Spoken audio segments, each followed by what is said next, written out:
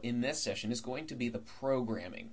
This is the architecture and the code that goes into developing the site, because that's the most critical part of your search engine optimization efforts. Unless your code is friendly for search engines, unless it allows the search engine spiders to come through your website, follow the links from page to page, and see the content on the page, it really won't matter what type of effort you put into your on-page search engine optimization efforts. You need to look at the structure and the code and the programming first before you look at your on-page objectives. Really, I look at it in terms of building a house. What we're looking at here is the foundation. If the foundation is right, we can do anything we want with the house. We can take out walls, we can move things around, we can put an addition.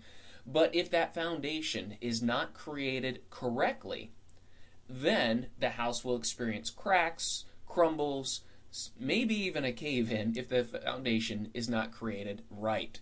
So we want to look at the foundation, and the foundation of any good website are three primary areas: architecture, links, and content.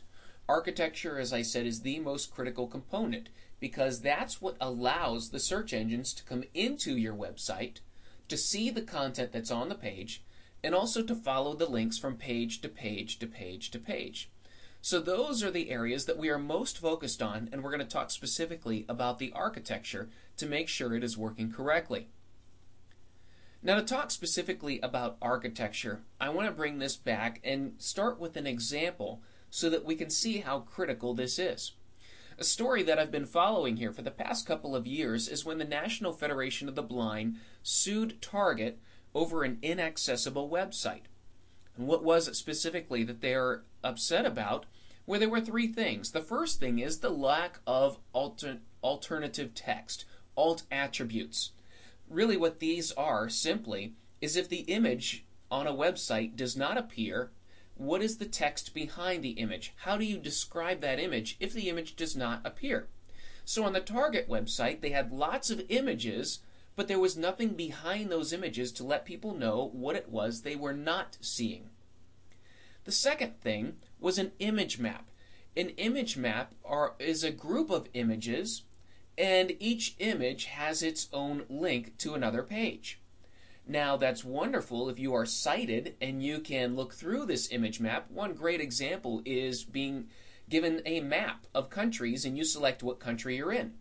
It's wonderful if you're sighted, but if you're not sighted, all you know is that there are a lot of graphics there, but there's no description to let you know where you need to click. And also, the last thing is you needed a mouse specifically to use the site. If you are not a sighted user, or if you have vision difficulties, you're not using a mouse. You are using a keyboard as your main means of entering information and navigating the website. Blind users do not use mice because they cannot see where to click. It's fairly obvious, some of the things that are needed there. And all three of these things are very critical to also allowing search engines to get through the site. Search engines look at the alt attributes. They look to see what is there if the image is not there, and they take that into account. The search engines also cannot use a mouse to navigate the page. If you can navigate your website with a keyboard, chances are a search engine can get through it as well. But as soon as you require a mouse click, you've stopped the search engine.